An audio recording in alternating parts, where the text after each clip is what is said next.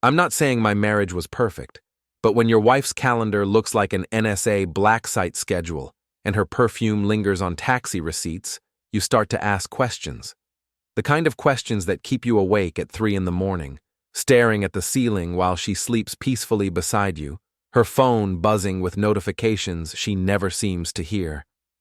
My name is Adam Mitchell, and I'm an IT auditor for a mid-sized firm in Minneapolis. I spend my days hunting down digital breadcrumbs, following paper trails, and catching people who think they're smarter than the system. Turns out, those skills translate pretty well to marriage investigations. It started on a Tuesday night in March. Sophie came home at 11:30, claiming another approval meeting with her boss Ethan had run late. She worked for Meridian Corp., a consulting firm downtown, and these mysterious meetings had become as regular as my morning coffee. Too regular. "How was the meeting?" I asked, not looking up from my laptop. "Exhausting," she sighed, kicking off her heels. "You know how Ethan gets about these quarterly reviews. Every detail has to be perfect." I nodded, but something nagged at me. Sophie was a mid-level project manager. Since when did quarterly reviews require one-on-one meetings that lasted until midnight?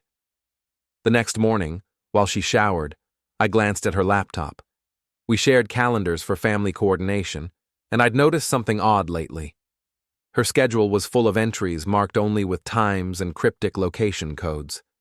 No subjects, no attendees listed, just meeting location TBD or approval session off-site. Ghost meetings, I muttered to myself. In my line of work, blank calendar entries usually meant someone was hiding something. That evening, I started paying attention to the credit card statements. Sophie handled most of our finances, but as an auditor, I couldn't help myself from occasionally reviewing our expenses. What I found made my stomach drop. Taxi rides, lots of them. All to addresses nowhere near her office, always on nights when she claimed to be working late. The destinations were boutique hotels, upscale restaurants, and one address that made me particularly curious, a lakeside mansion that belonged to Meridian Corp's board chair. "Honey," I called out, "what's this taxi charge to the Grandview Hotel last Thursday?" Sophie's voice came from the kitchen, slightly strained. "Oh, that. Ethan booked a meeting room there for a client presentation. The office conference room was being renovated." Logical explanation. Except I knew the office renovation had been completed 2 months ago. I'd helped her celebrate the new meeting spaces with champagne and takeout. My paranoia kicked into high gear. As an IT auditor, I had access to building badge logs for security reviews. It took me exactly 15 minutes to pull the entry-exit records for Sophie and Ethan at various downtown locations. What I found was a pattern that made my blood run cold. Every Thursday for the past 3 months, Sophie's badge showed her entering the Grandview Hotel at 7:15 p.m. Ethan's badge showed him entering the same hotel at 7:17 p.m. They both exited within minutes of each other, usually around 10:30 p.m., the same hotel, the same night, every week. I sat in my car outside our house staring at the printout, feeling like an idiot. How had I missed this? How long had it been going on? My phone rang. It was Ray Martinez, my old college roommate and current boxing coach at the local gym. "Hey, Adam, you still coming to the gym tonight? You missed last week." "Yeah," I said, my voice hollow. "I'll be there. I need to hit something." Ray must have heard something in my tone because he paused. "Everything okay, man?" "I'll tell you when I get there." An hour later, I was wrapping my hands while Ray set up the heavy bag. The gym was nearly empty, just the way I liked it. The rhythmic thud of gloves against leather was therapeutic, a way to process emotions without destroying furniture. "So," Ray said, holding the bag steady while I threw combinations. "What's eating you?" Between punches, I told him everything. The ghost meetings, the taxi rides, the hotel badge logs. Ray listened without judgment, occasionally nodding or wincing when I landed a particularly hard shot. Damn, brother, he said when I finished. That's rough. What are you going to do?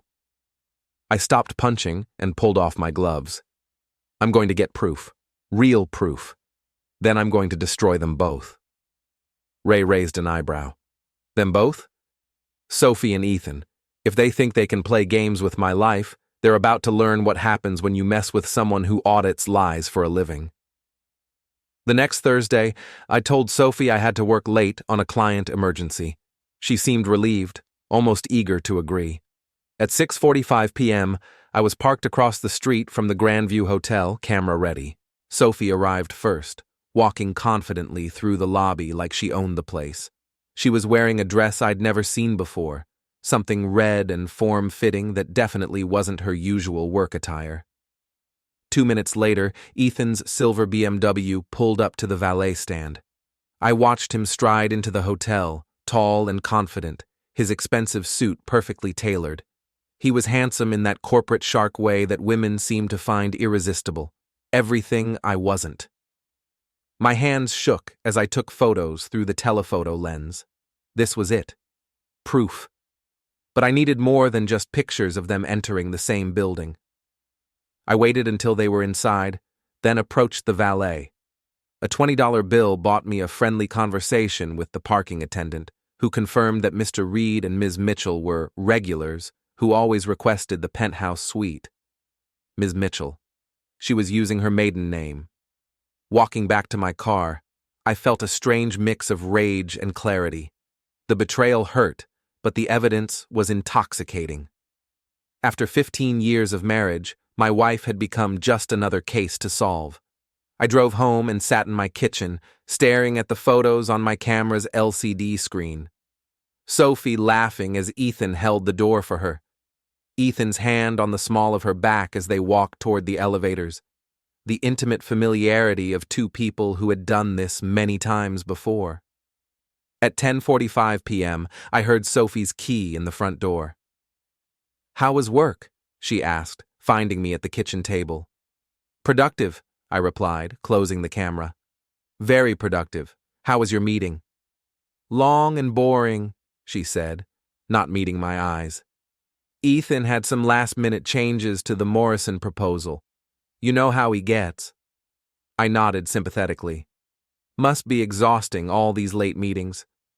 She kissed the top of my head and I caught a whiff of cologne that definitely wasn't mine. "I'm going to shower and head to bed. Don't stay up too late." As I listened to the water running upstairs, I opened my laptop and began documenting everything. Times, dates, locations, expenses. If Sophie wanted to play games, she'd picked the wrong opponent. My phone buzzed with a text from Ray. "How'd it go?" I typed back. "Game on." The next morning, I called in sick to work. Sophie seemed surprised but not suspicious as she rushed through her usual routine of coffee, makeup, and complaints about her schedule. "I might be late again tonight," she said, checking her reflection in the hallway mirror. "Ethan wants to review the quarterly projections." "Of course he does," I replied from the couch, laptop balanced on my knees.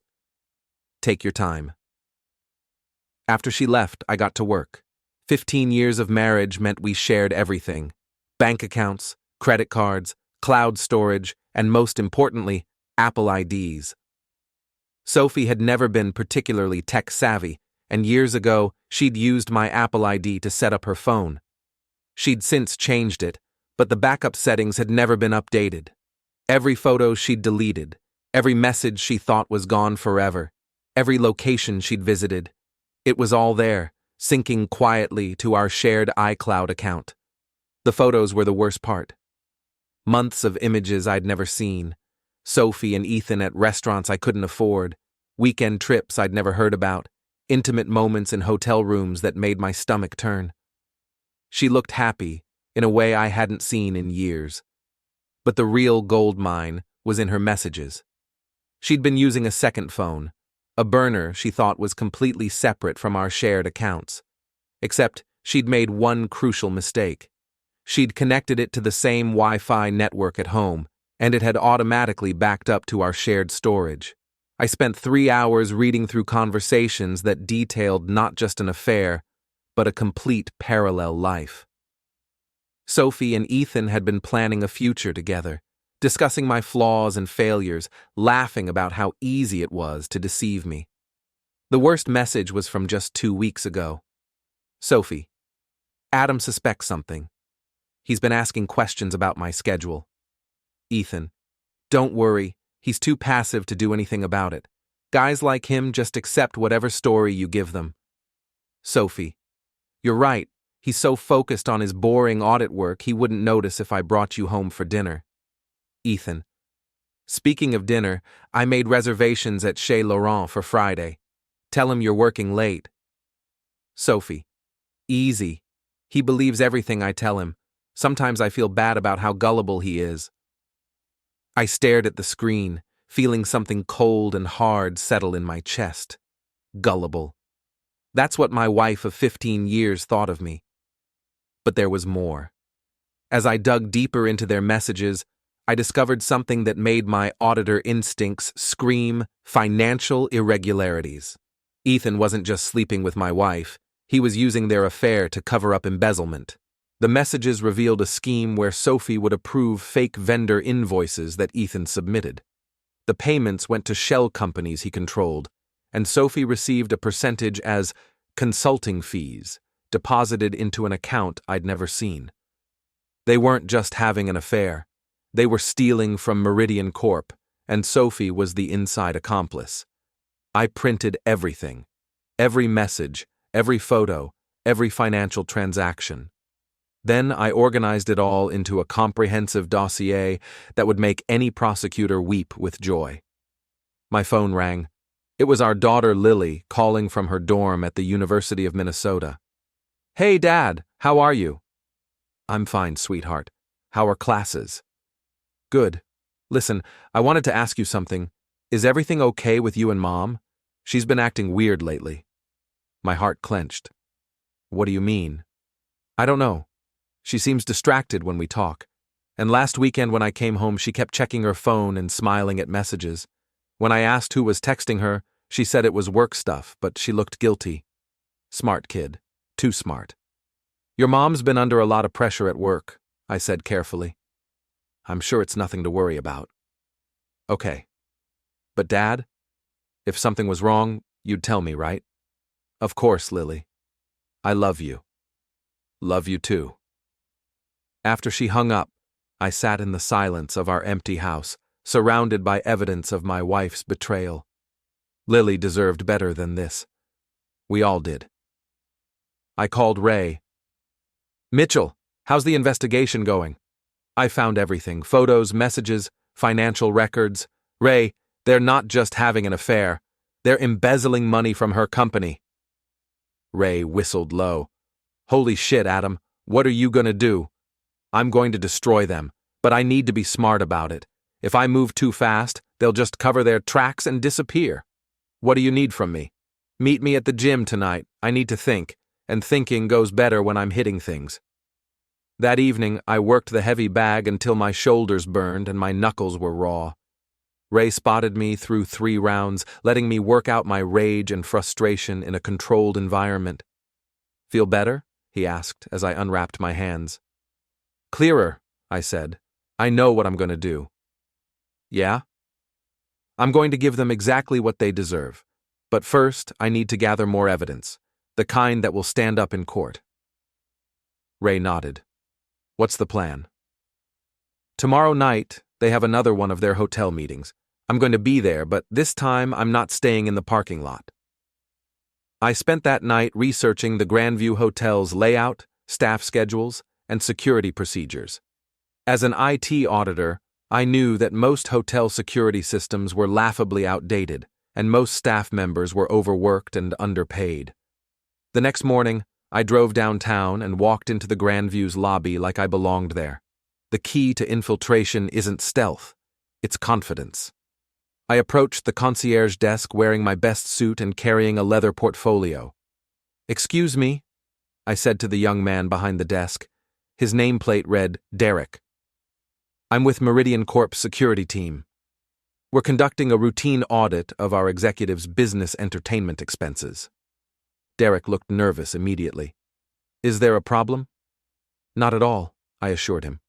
We just need to verify some receipts for our quarterly review, specifically charges related to Mr. Ethan Reed and Ms. Sophie Mitchell. Derek's face went pale. Oh, them. The way he said it told me everything I needed to know. Is there something I should be aware of? I asked, pulling out a notepad. Derek glanced around nervously, then leaned closer. Look, I don't want to get anyone in trouble, but those two, they're here every Thursday. Same suite, separate check-ins, but they're definitely together. The housekeeping staff talks about it. What do they say? Just that it's obvious they're having an affair. Champagne bottles, rose petals, the works. It's kind of gross, actually, because we all know she's married. I nodded sympathetically. That does complicate things from a corporate ethics standpoint. Derek nodded eagerly. Exactly. And Mr. Reed always pays with the company card, even though it's clearly personal. Would you be willing to provide documentation of their visits for our audit? I guess so. I mean, if it's for an official investigation. I handed him my business card. My real one. This is completely confidential, Derek. We're just trying to ensure company resources are being used appropriately. An hour later, I walked out of the Grand View with 6 months of detailed records showing every visit, every charge, and every service Sophie and Ethan had enjoyed on the company's dime. But I wasn't done. That night, while Sophie was getting ready for another late meeting, I made my move. I have to run to the office, I told her. Client emergency. Again? She asked, applying lipstick in the bedroom mirror. You've been working a lot of late nights lately. Pot, meet kettle, I thought, but said, you know how it is. Deadlines. I drove to the Grand View and parked in the garage, then took the service elevator to the 15th floor. Derek had mentioned that Sophie and Ethan always used the penthouse suite on the 16th floor, but the room directly below it was often vacant. It took me 20 minutes and a credit card to get into room 1547. Hotel locks are surprisingly easy to bypass when you know what you're doing. I set up a small digital recorder against the heating vent that connected to the suite above, then settled in to wait. At 7:15, I heard footsteps above me. Sophie's voice, muffled but audible through the vent. I can't stay as late tonight. Adam's been asking questions. Ethan's voice, deeper and more confident. What kind of questions? About my schedule, about the taxi receipts? He's suspicious. So what? What's he going to do about it? File a strongly worded complaint? They both laughed, and I felt my jaw clench. Still, Sophie said, maybe we should be more careful. Baby, relax. Your husband is a pencil-pushing nobody. He doesn't have the balls to confront anyone, let alone us. You're right. God, I don't know what I ever saw in him. Lucky for me, you figured it out. More laughter, then sounds I didn't want to hear. I waited another hour, recording everything, until they started discussing business. Did you process the Morrison invoices? Ethan asked. Already done. 300,000 transferred to your Cayman account yesterday. Perfect. At this rate, we'll have enough to disappear by Christmas. Disappear? Come on, Sophie. You don't really want to spend the rest of your life married to that loser, do you? We take the money, move to the Bahamas, start over. What about Lily? She's 18. She'll be fine. Besides, she'll probably thank you for getting away from her boring father. I turned off the recorder and sat in the dark hotel room, shaking with rage. They weren't just stealing my wife and my marriage. They were planning to steal my daughter and disappear with embezzled money. But they'd made one crucial mistake. They'd underestimated the boring pencil pusher. Time to show them what a real audit looked like. The next morning, I called in sick again and drove straight to the FBI's Minneapolis field office. As a licensed auditor, I had professional relationships with several federal agents who specialized in white-collar crime. Agent Sarah Chen had worked with me on 3 previous cases involving corporate fraud. She was sharp, thorough, and had no patience for criminals who thought they were smarter than the system. "Adam," she said, looking up from her desk. "This is unexpected. What brings you here?" "I need to report embezzlement and wire fraud," I said, placing a thick folder on her desk. "And I have recordings." Sarah's eyebrows went up. "This is about your wife, isn't it?" I'd forgotten how perceptive she was. "How did you know?" "You look like hell, and you're here with evidence instead of a lawyer. Plus, you called it embezzlement and wire fraud instead of my cheating wife. You're thinking like an auditor, not a husband." She was right. Somewhere in the last 48 hours, I'd stopped being a betrayed spouse and started being a hunter. "Tell me everything," Sarah said. I walked her through the evidence. The hotel records, the fake invoices, the shell companies, the recorded conversations. Sarah listened without interruption, occasionally making notes or asking for clarification. "This is solid," she said finally. "We can definitely pursue charges. But Adam, you need to understand something. If we move forward with this, your wife will likely face federal charges. Prison time." "I understand. Do you? Because once we start this process, there's no going back. Your marriage is over. Your daughter's life gets turned upside down, and Sophie's career is destroyed forever." I thought about Lily, about the life we'd built together, about 15 years of shared history. Then I thought about Sophie and Ethan laughing about my gullibility, planning to disappear with stolen money. "She made her choice," I said. "Now I'm making mine." Sarah nodded. "Okay, here's what we're going to do." The FBI's plan was elegant in its simplicity. They would monitor Ethan and Sophie's communications while building a case around the financial evidence. Meanwhile, I would continue acting normal, giving them rope to hang themselves with. "We need them to make one more big transaction," Sarah explained. "Something large enough to trigger mandatory reporting requirements. Once they move more than $500,000, we can freeze the accounts and make arrests." "How long will that take?" "Based on their current pattern, probably 2 weeks. Can you hold it together that long?"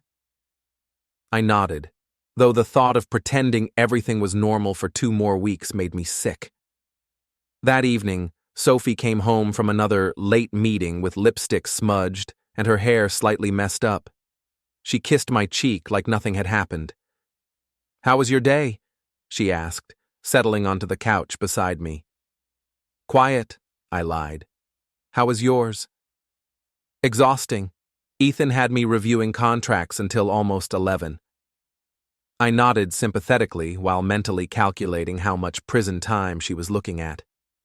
"Sophie," I said carefully, "I've been thinking about our future lately." She tensed slightly. "What do you mean?" "I mean, we're not getting any younger.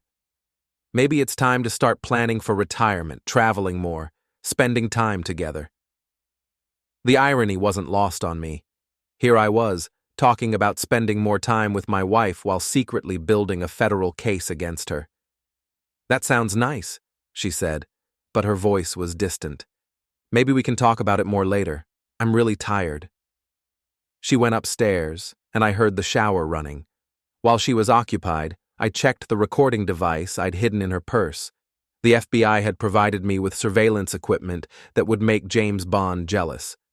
The recordings from that day were particularly damaging. Sophie and Ethan had discussed accelerating their timeline, moving $1 million by the end of the month, and booking flights to the Cayman Islands. They were getting greedy and impatient.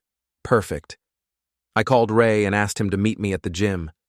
"You look terrible," he said when I arrived. "When's the last time you slept?" "Sleep is overrated. I need to stay sharp for a few more days." I told him about the FBI investigation, about the surveillance equipment, about the trap that was slowly closing around Sophie and Ethan. "Damn, brother, you're really going nuclear on this." "They planned to steal $1 million and disappear, Ray. They were going to leave me with nothing and take my daughter away from me." Ray held the heavy bag while I worked out my frustration. "What happens after they're arrested?" "I file for divorce, get custody of Lily, and try to rebuild my life. And Sophie? Sophie gets to explain to a federal judge why she thought embezzling money was a good idea. The next week passed in a blur of surveillance, evidence gathering, and pretending my marriage wasn't completely destroyed. Sophie grew more distant each day, clearly preparing for her planned disappearance. On Wednesday, she made a mistake that sealed her fate. "I need to go out of town this weekend," she announced over dinner. "Ethan wants me to attend a conference in Chicago." I nodded, but internally I was celebrating. The FBI had been monitoring Ethan's communications, and there was no conference in Chicago. They were planning to move the money and disappear. "That's fine," I said. "I'll probably catch up on some work anyway." That night, I called Agent Chen. "They're making their move," I told her. "This weekend. We're ready. Adam, you've done good work here. This case is going to put some serious criminals away." "What about Sophie? What kind of sentence is she looking at?" Sarah paused. "Wire fraud, embezzlement, conspiracy. Probably 8 to 10 years. Maybe less with cooperation." 8 to 10 years. My wife was going to prison for 8 to 10 years. I should have felt guilty, but all I felt was a cold satisfaction. Sophie had made her choice when she decided to betray our marriage and steal money. Now she would face the consequences. Friday morning, Sophie packed a small suitcase and kissed me goodbye. "I'll be back Sunday night," she said. "Don't wait up." "Have a safe trip," I replied, knowing it would be the last time I saw her as a free woman. 2 hours later, my phone rang. It was Agent Chen. "We've got them," she said. "They just transferred $1.2 million to an offshore account. We're moving in now." I sat in my kitchen, staring at the coffee cup Sophie had left in the sink, and waited for my old life to officially end. The call came at 3:47 p.m. on Friday afternoon. Agent Chen's voice was crisp and professional. "They're in custody, both of them, arrested at the bank while trying to wire an additional $500,000. I sat down heavily in my kitchen chair. How did they react? Ethan tried to run, made it about 50 feet before our agents tackled him in the parking lot. Sophie just stood there, staring. I think the reality finally hit her. "What happens now?" "They'll be processed, arraigned, and held pending trial. The evidence you provided is overwhelming. Their lawyers will probably advise them to take a plea deal." I hung up and stared at the wall. 15 years of marriage, over, just like that. My phone buzzed with a text from Lily. "Dad, I just saw the news. Mom and her boss were arrested for embezzlement. What's going on?" I called her immediately. "Dad?" Her voice was shaky, confused. "I'm here, sweetheart. Are you okay?" "No, I'm not okay. The news is saying Mom stole money from her company. They're saying she was having an affair. Is it true?" The pain in her voice broke my heart. "Yes, Lily. It's true." Silence. Then, "How long have you known?" "I found out 2 weeks ago. I've been working with the FBI to build a case."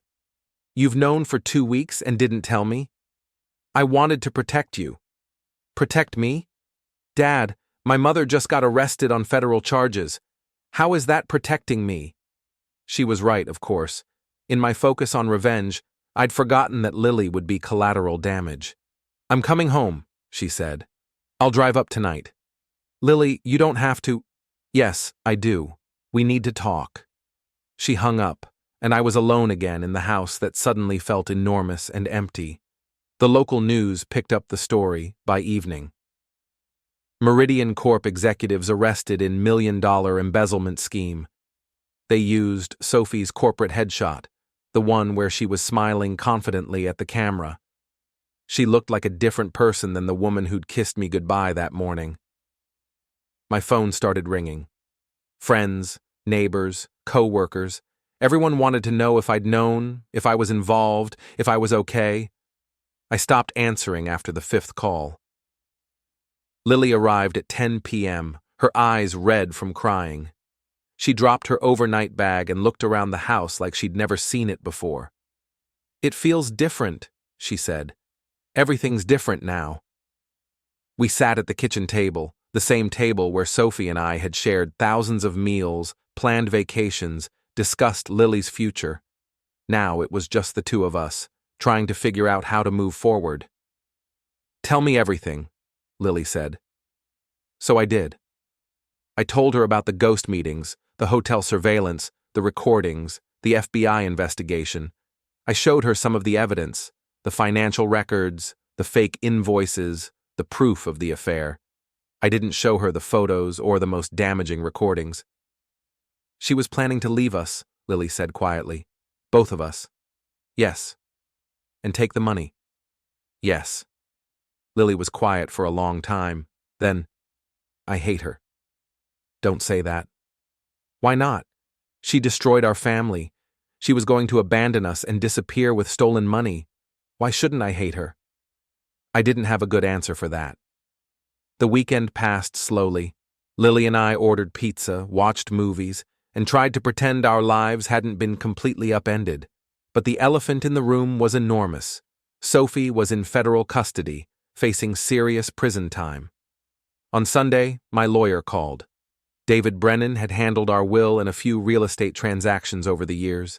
He was competent, discreet, and about to become very important to my future. "Adam, I saw the news. I'm sorry." "Thanks, David. I need to file for divorce immediately." "Of course. Given the circumstances, this should be straightforward. Adultery and criminal activity give you grounds for fault-based divorce. You'll get the house, custody of Lily, and probably alimony. I don't want alimony. I just want this over. We'll discuss strategy later. For now, I'll file the paperwork tomorrow morning." Monday brought a parade of reporters to our front door. I ignored them, but Lily was fascinated by the circus our lives had become. "Channel 7 says Mom could get 20 years, she said, watching the news coverage. "The FBI thinks 8 to 10 with a plea deal." "Do you think she'll take it?" "She'd be stupid not to. The evidence is overwhelming." That afternoon, Agent Chen called with an update. "Sophie wants to make a deal," she said. "Her lawyer contacted the prosecutor this morning." "What kind of deal?" "Full cooperation in exchange for reduced charges. She's willing to testify against Ethan and provide information about other potential fraud at Meridian Corp." "What would her sentence be?" "Probably 5 to 7 years, with the cooperation agreement." 5 to 7 years. Lily would be 25 when her mother got out of prison. "There's something else," Agent Chen continued. "Sophie's lawyer wants to arrange a meeting. She wants to talk to you." "Absolutely not. Adam, I think you should consider it. She has information about joint assets, hidden accounts, things that could complicate your divorce." I thought about it. Part of me wanted to see Sophie, to look her in the eye and ask her why she'd thrown away our life together. But a bigger part of me never wanted to see her again. "I'll think about it." That evening, Lily and I were eating dinner when the doorbell rang. Through the window, I could see a woman in an expensive suit standing on our porch. "Can I help you?" I asked through the door. "Mr. Mitchell, my name is Jennifer Walsh. I'm Sophie's attorney. Could we speak for a few minutes?" Against my better judgment, I let her in. She was polished, professional, and clearly expensive. Sophie must have hired her with the stolen money. "I'll get straight to the point," Walsh said. "Sophie wants to see you. She has information about assets and accounts that could benefit you in the divorce proceedings." "What kind of assets?" "Offshore accounts, real estate investments, cryptocurrency holdings." Sophie was more involved in Ethan's financial schemes than the FBI realizes. Lily looked up from her homework. "How much money are we talking about?" Walsh smiled. "Several $1,000,000. Money that could be recovered and returned to you as the innocent spouse." I felt a familiar tightness in my chest. Even from prison, Sophie was trying to manipulate me. "What does she want in return?" I asked. "A character letter for her sentencing hearing. Something from you acknowledging that she was a good mother and wife before this happened." The audacity was breathtaking. Sophie wanted me to help reduce her prison sentence after she'd betrayed our marriage and tried to steal $1,000,000. Get out, I said quietly. Mr. Mitchell, please consider, get out of my house, now. Walsh left her card on the table and showed herself out. Are you going to see her? Lily asked. No. Whatever money she's hiding, it's not worth giving her ammunition for a reduced sentence. Good, Lily said. Let her rot in prison. Tuesday brought news that Ethan had also decided to cooperate with prosecutors.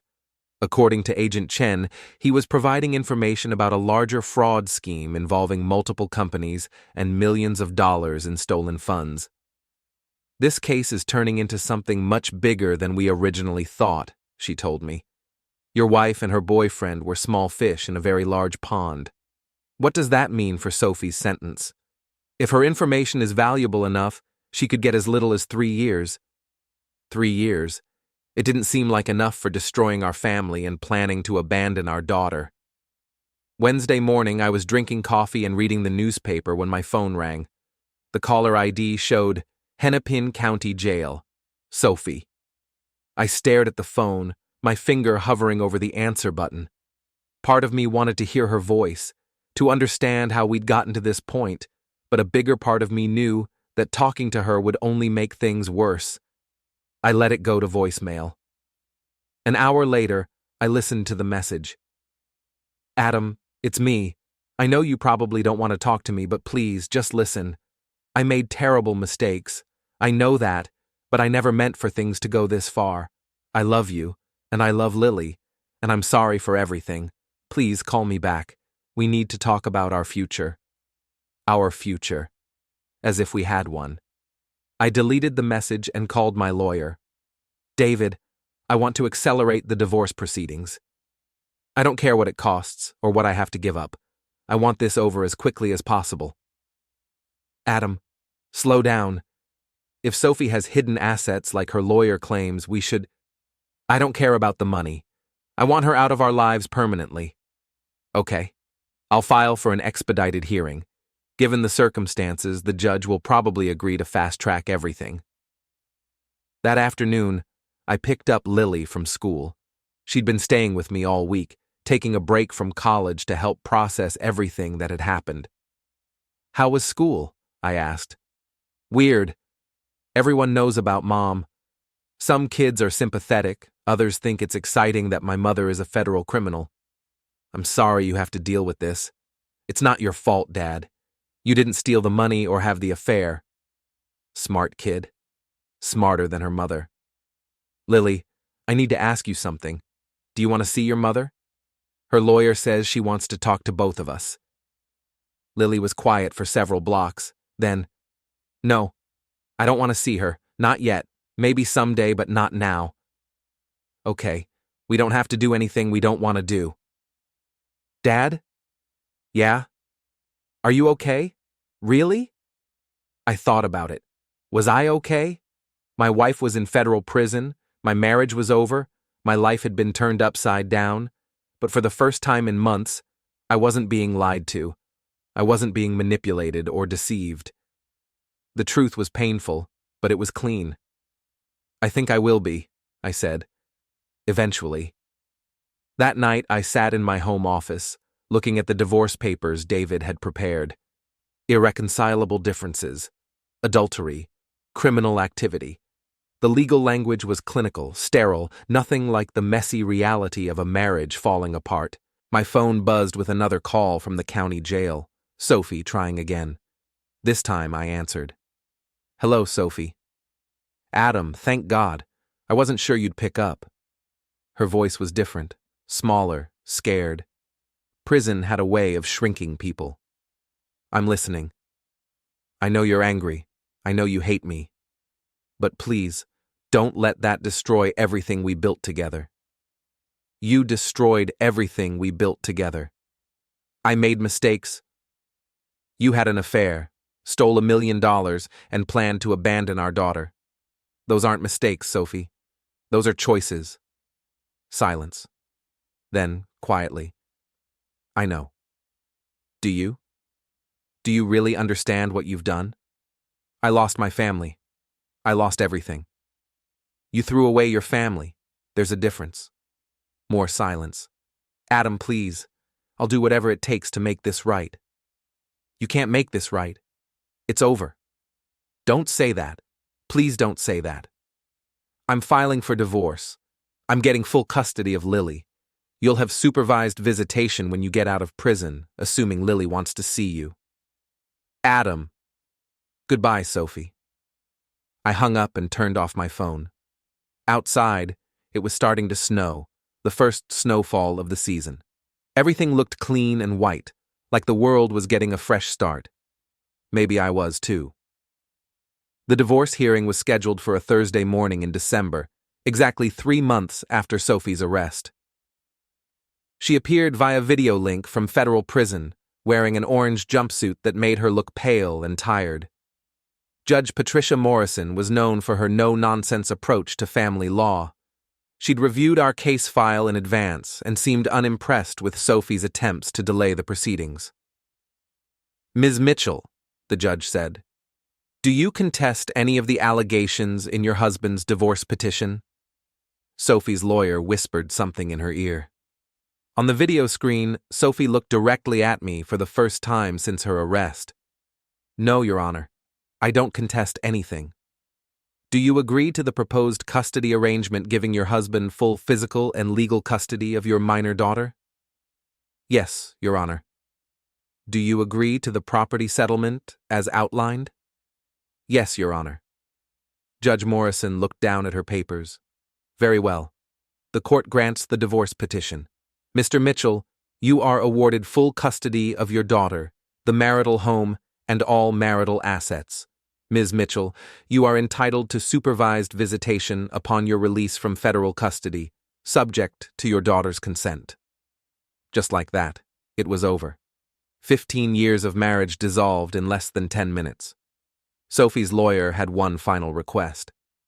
Your Honor, my client would like to address the court regarding her daughter. Judge Morrison nodded. Proceed. Sophie leaned toward the camera. Lily, if you're watching this, I want you to know that I love you. I know I've made terrible mistakes, and I know you're angry with me. But you're the best thing I've ever done, and I'm proud of the woman you're becoming. Your father is a good man, and I'm glad you have him. I looked back at the gallery where Lily was sitting. She was crying quietly, but she nodded slightly. Anything else? Judge Morrison asked. No, Your Honor. This hearing is adjourned. Outside the courthouse, Lily and I stood on the steps in the cold December air. How do you feel? She asked. Free, I said. Sad, but free. Do you think you'll ever forgive her? I don't know, maybe someday. For your sake, I hope so. Lily nodded. I'm not ready to forgive her yet. But maybe someday I'll want to see her again. That's your choice. No pressure either way. We drove home in comfortable silence. The house felt different now, lighter somehow. It was officially ours, no longer tainted by Sophie's lies and deception. That evening, Agent Chen called with a final update. Sophie was sentenced today, 5 years with the cooperation agreement. She'll probably serve 3.5 with good behavior. And Ethan? 12 years. He was the ringleader of a much larger fraud scheme. Your wife's testimony helped us recover over $10 million in stolen funds. Good. Adam, I want you to know, what you did took courage. A lot of people would have just looked the other way. I'm an auditor. I don't look the other way when I find fraud. Even when it's your own wife? Especially when it's my own wife. After she hung up, I sat in my living room, looking at the Christmas tree Lily and I had put up the weekend before. It was smaller than the one Sophie used to insist on, but it felt more honest somehow. My phone rang. Ray. How'd the hearing go? It's over, officially divorced. How do you feel? Like I can finally breathe again. Good. Listen, there's something I wanted to talk to you about. Remember my cousin Maria, the teacher? Vaguely. She's divorced too. Nice woman, smart, good sense of humor. I thought maybe when you're ready you might want to meet her. I smiled. Ray, I literally just got divorced 3 hours ago. I said when you're ready, no rush. Thanks, but I think I need some time to figure out who I am without Sophie. Fair enough, but Adam. Yeah? Don't let what she did make you afraid to trust people again. Most people aren't like Sophie. I know. Thanks, Ray. That night, Lily and I ordered Chinese food and watched Christmas movies. It was peaceful in a way our house hadn't been in months. Dad? Yeah? I'm proud of you. For standing up to Mom, for protecting us, for not letting her get away with it. Thanks, sweetheart. That means a lot. Are you going to be okay? Really? I thought about it. My marriage was over, my wife was in prison, and my life had been completely upended. But I was free from the lies, free from the deception, free from constantly wondering if I was being played for a fool. Yeah, I said. I think I'm going to be better than okay. 6 months later, I was cleaning out the garage when I found a box of Sophie's old photos, pictures from our wedding, our honeymoon, Lily's childhood birthdays, evidence of a life that had seemed real at the time. I sat on the garage floor, looking through the photos, trying to remember when things had started going wrong. Had Sophie always been capable of this level of deception, or had she changed gradually over the years? I'd never know for sure, and I'd finally made peace with that uncertainty.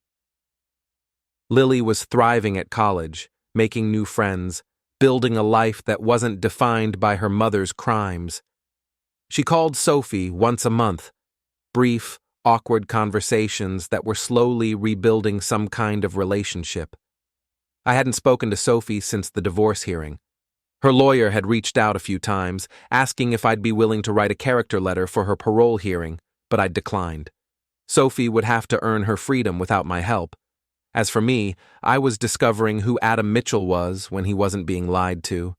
I'd started dating Maria, Ray's cousin, and found that I could trust again, carefully but genuinely. I'd gotten a promotion at work, partly due to the recognition I'd received for the Meridian Corp investigation. Most importantly, I'd learned that sometimes the best revenge isn't destruction. It's simply refusing to let someone else's choices destroy your own life. I put the photos back in the box and carried it to my car. There was a charity drop-off center across town that would find a good use for the frames. As I drove away from the house Sophie and I had shared, I realized I wasn't angry anymore. I wasn't bitter or broken or afraid. I was just a man who'd survived betrayal and come out stronger on the other side. Sophie had made her choices, and now she was living with the consequences. I'd made mine too, and I was finally at peace with all of them. The sun was setting as I pulled into my driveway, painting the sky in shades of orange and pink. Tomorrow would bring new challenges, new opportunities, new possibilities. For the first time in years, I was looking forward to finding out what they might be.